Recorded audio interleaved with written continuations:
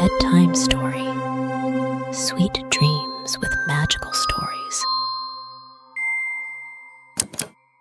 Once upon a time, in a kingdom nestled between towering mountains, there lived a princess named Snow White. She was as gentle as a breeze and as beautiful as a blooming rose. With skin as fair as freshly fallen snow and hair as dark as the night, she enchanted everyone who saw her. Snow White lived in a grand castle with her father, the king, and her stepmother, the queen. But the queen's heart was as cold as ice. She envied Snow White's beauty and longed to be the fairest in the land. Every morning, the queen would stand before her enchanted mirror and ask, "Mirror, mirror, on the wall, who is the fairest of them all?" And the mirror would reply, You, my queen, are fair, it's true. But Snow White is even fairer than you. Fuming with jealousy, the queen devised a wicked plan. She ordered a huntsman to take Snow White deep into the forest and never let her return. "Huntsman," she commanded, Huntsman, take Snow White far away, and do away with her once and for all. Your Majesty, I will obey your orders. but the huntsman had a kind heart. "I cannot harm the princess," he confessed. "I'll let her go, Your Majesty, and tell no one." So, with a heavy heart, he led Snow White into the forest and whispered, Run, Snow White. Run away and never come back. I cannot harm someone as innocent as you. Queen wishes you harm.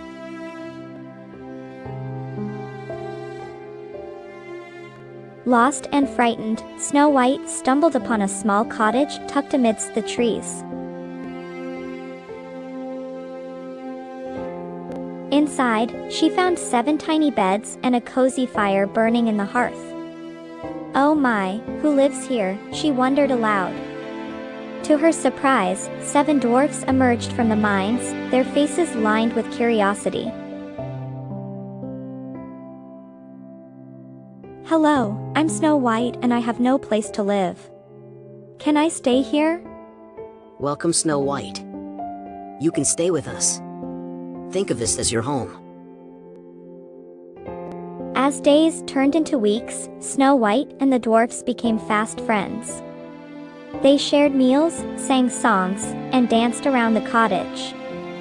Mirror, mirror on the wall, tell me now, who is the fairest of them all?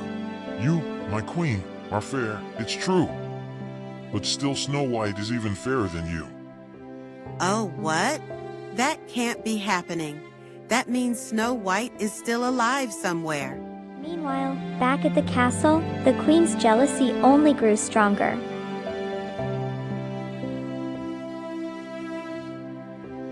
No one likes to harm Snow White, but there should be no one more beautiful than me. I know what to do. Disguised as an old peddler woman, she approached Snow White with a tempting offer.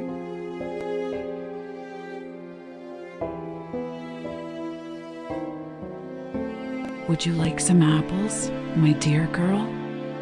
These are delicious and fresh. Snow White's eyes sparkled with delight. "Of course, thank you very much." As soon as she took a bite, Snow White fell to the ground, asleep. The dwarfs returned home to find Snow White lying still. Oh no. What happened? But try as they might, they couldn't wake her. Just as hope seemed lost, a handsome prince rode through the forest. He saw Snow White and knelt beside her, brushing a lock of hair from her face. Wow, who is this sleeping beauty? He whispered. One of the dwarfs stepped forward. She is Snow White, our friend. She needs a kiss from her true love to wake her up. The prince leaned down and kissed Snow White gently on the lips. And at that moment, her eyes fluttered open. "You saved me. Thank you." Her voice soft and sweet. The prince smiled. and you captured my heart." Together, they rode to the castle, where they were married in a joyous celebration.